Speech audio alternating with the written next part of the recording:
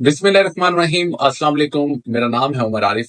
आज की वीडियो में बात करेंगे इस्लाम के अहम तरीन महीने जुल्हज के बारे में। वैसे तो इस्लाम में हर महीने में फराइज की अदायगी और इस्लाम के बुनियादी अरकान को पूरा करने पे जोर डाला जाता है, लेकिन खुसूसी तौर पर जिल हज के महीने को इस्लाम में जो अहमियत हासिल है उसका तस्करा आपके सामने करना चाहूंगा, ताकि इस महीने में ईद उल अजहा यानी बकरा ईद को मनाने के साथ साथ इबादात की जो खसूसी तौर पे तलकीन फरमाई गई है उस पे जोर डाला जाए और अपने मुसलमान भाई बहनों को झंझोड़ा जाए कि ये महीना सिर्फ बकरा ईद मनाने के लिए नहीं बल्कि जन्नत की रसाई के लिए भी बहुत अहम है।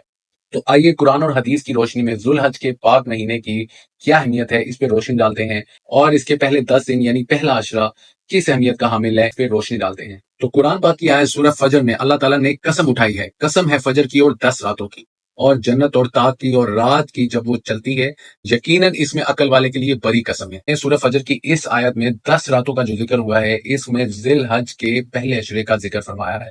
यानी जिल हज के जो पहले दिन है इतनी अहमियत के कामिल है कि अल्लाह ताला ने फजर की नमाज के साथ उसकी कसम उठाई है। यानी आप अंदाजा लगाएं फजर की नमाज और ये 10 रातें हमारे लिए कितनी अहमियत का हामिल है। और इसमें बेशतर अहादीस भी मिलती हैं। दुनिया की बेहतरीन तख्लीक और वेल विशर ग्रेट हजरत मोहम्मद सल्लल्लाहु अलैहि वसल्लम ने फरमाया, दुनिया के दिनों में अफजल तरीन दिन 10 दिन यानी अशरा जुल हिज्जा है। इसी तरह एक और बहुत प्यारी हदीस मिलती है, नबी पाक सल्लल्लाहु अलैहि वसल्लम ने एक और मौका पे फरमाया, इन दिनों में किए गए अमल से अफजल कोई अमल नहीं है, यानी अशरा जुल हिज्जा।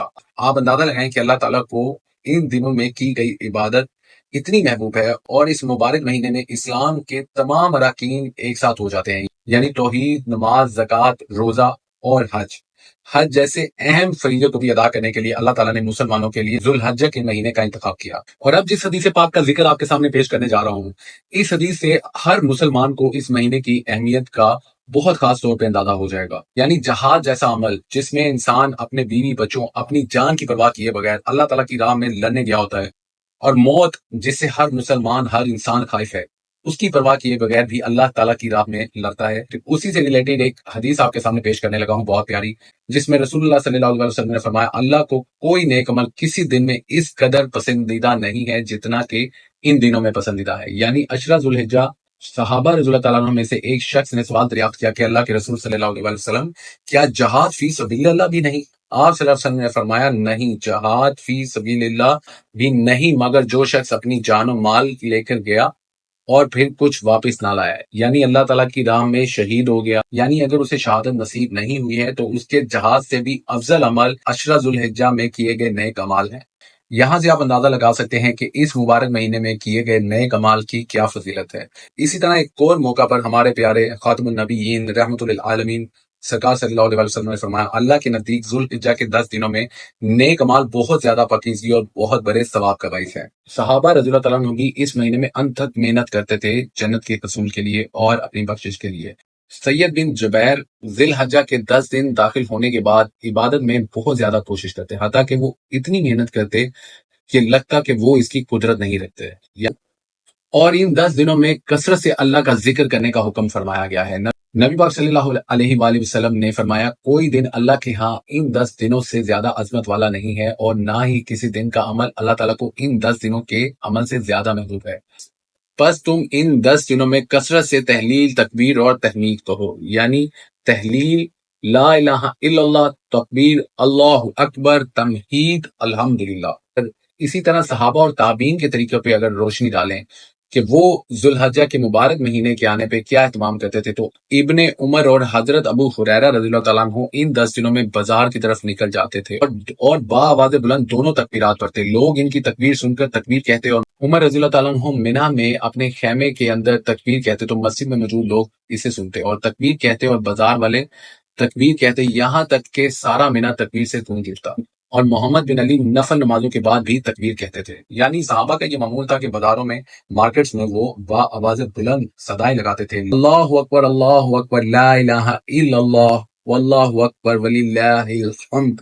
लेकिन आजकल हम बाजारों में तकबीर कहना तो दूर की बात है, हम तो अपनी नजरों की हिफाजत नहीं कर पाते। इस दिन में की जाने वाली अहम तकबीरात आपके सामने स्क्रीन पे पेश की जा रही हैं। اس کا آپ اسکرین شاٹ بھی لے سکتے ہیں اور اس کو نوٹ کر سکتے ہیں اور اس کو یاد کر سکتے ہیں، اور امید کرتا ہوں ان تکبیرات کا ذکر آپ ان 10 دنوں میں ضرور کریں گے۔ اسی مہینے میں حج کے موقع پر جب یوم عرفہ کے دن سب میدان عرفات میں اکٹھے ہوتے ہیں تو ہماری پیاری اما عائشہ رضی اللہ تعالیٰ عنہ فرماتی ہے کہ رسول اللہ صلی اللہ علیہ وسلم نے فرمایا کہ اللہ عرفہ کے دن سے زیادہ کسی دن اپنے بندوں کو دوزخ سے آزاد نہیں کرتا، اور پھر فرشتوں کے سامنے اپنے بندوں پر فخر فرماتے ہوئے فرماتا ہے کہ یہ سارے بندے کس ارادہ سے آئے ہیں۔ تو آپ اندازہ لگائیں اللہ اتنا رحیم ہے، کیا وہ اپنے بندوں کو بخشے گا نہیں؟ ان دنوں میں اگر آپ میدان عرفات حج کی سعادت حاصل کرنے نہیں بھی جا سکے تو ارادہ کر لیں کہ اگلے سال ضرور جائیں گے۔ زندگی کے تمام معاملات اسی طرح رہیں گے۔ آپ اگر یہ سوچ رہے ہیں کہ آپ کے حج پہ جانے سے آپ کے مال میں کمی آئے گی یا ابھی نہیں آپ اگلے سال جائیں گے، تو یہ ابھی سم ٹائم نہیں بھی آتی، تو اس لیے جب موقع ملے حج کی سعادت ضرور حاصل کریں، اور میرے اہل خانہ کے لیے بھی دعا کیجیے گا جو حج کی سعادت اس سال حاصل نہیں کر سکے، اللہ تعالیٰ ان کو اپنے حبیب مصطفیٰ صلی اللہ علیہ وسلم کے صدقے اگلے سال حج کی سعادت نصیب فرمائے۔ لیکن حج پہ جانے سے پہلے ہمیں اپنے اعمال پہ بھی روشنی ڈالنی چاہیے۔ اگر ہمارے اعمال میں کسی کی دل آزاری، کسی کے حق کا مال یا حرام لقمہ یا فرائض کی ادائیگی نہیں ہے، زکوٰۃ کی ادائیگی نہیں ہے، تو ہمیں سب سے پہلے اپنا محاسبہ کر کے اپنی سیلف اکاؤنٹیبلٹی کر کے ہمیں اپنے اعمال کو درست کرنا چاہیے، تاکہ اللہ کے حضور میدان عرفات میں یا منی میں یا اللہ کے گھر ہم جب پیش ہوں، اور اس کے بعد مدینہ پاک اللہ تعالیٰ کے پیارے محبوب اور ہمارے ویل وشر حضرت محمد صلی اللہ علیہ وسلم کے حضور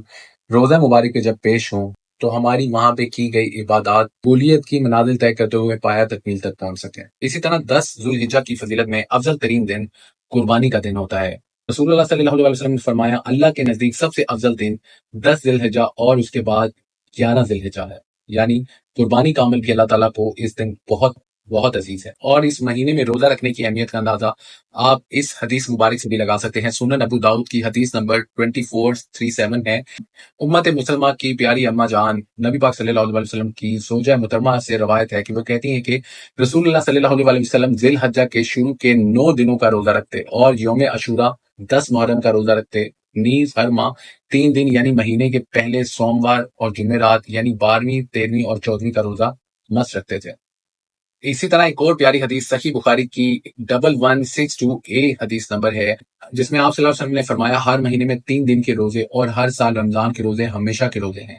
میں اللہ سے طلب کرتا ہوں کہ عرفہ کے دن کا روزہ پچھلے اور آنے والے سال کے گناہوں کا کفارہ بن جائے، اور میں اللہ سے طلب کرتا ہوں کہ عاشورہ کے دن کا روزہ پچھلے سال کے گناہوں کا کفارہ بن جائے۔ یعنی اگر ہم سنت پہ عمل کرنا چاہیں تو نبی پاک صلی اللہ علیہ وسلم 1 ذی الحجہ سے 9 ذی الحج کے 9 روزے مست رکھتے تھے۔ 10 ذی الحجہ کو تو عید ہے، اس دن قربانی کا اہتمام کیا جاتا تھا، تو بینگ اے مسلم سنت پوری کرنے کے لیے ہمیں 9 روزے رکھنے چاہیے۔ لیکن اگر 9 نہیں رکھ سکتے تو کم سے کم 4 رکھ لیں، 5 رکھ لیں، ایٹ لیسٹ 2 روزے مست رکھیں، اور وہ بھی نہیں رکھ سکتے تو جو کوشش کریں یوم عرفہ کا روزہ لازمی رکھیں۔ یہ تو تھی اس مہینے کی فضیلت۔ امید ہے اس ناچیز کی وجہ سے آپ کی کچھ رہنمائی ہوئی ہوگی۔ مجھے اپنی دعاؤں کا حصہ ضرور رکھیے گا۔ یہ تو تھی ذی الحجہ اور اس کے فرسٹ عشرہ کی اہمیت کے بارے میں۔ نیکسٹ ویڈیو میں یہ خاکسار آپ کے سامنے ان 10 دنوں یعنی ذی الحج کے فرسٹ عشرہ میں کیے جانے والے 10 اہم اعمال قرآن و حدیث کی روشنی میں آپ کے سامنے اس کا خلاصہ رکھوں گا۔ اپنا بہت سا خیال رکھیے گا، مجھے اور میرے اہل خانہ اور دوستوں کو اپنی دعاؤں کا حصہ ضرور رکھیے گا۔ خوش رہیں، خوش رکھیں، خدمت کل کرتے رہیں، لوگوں کا خیال کرتے رہیں، اور لوگوں کی دل آزاری کرنے سے خود کو بچاتے رہیں۔ بہترین سے بہترین قربانی کریں، اپنی فریجیں بھرنے کی بجائے غریبوں کا، اپنے رشتہ داروں کا خیال ضرور رکھیں۔ عید الاضحیٰ ایڈوانس میں آپ کو بہت بہت مبارک ہو۔ بشرط زندگی دوبارہ ملاقات ہوگی۔ اپنا بہت سا خیال رکھیے گا، تب تک کے لیے اللہ حافظ۔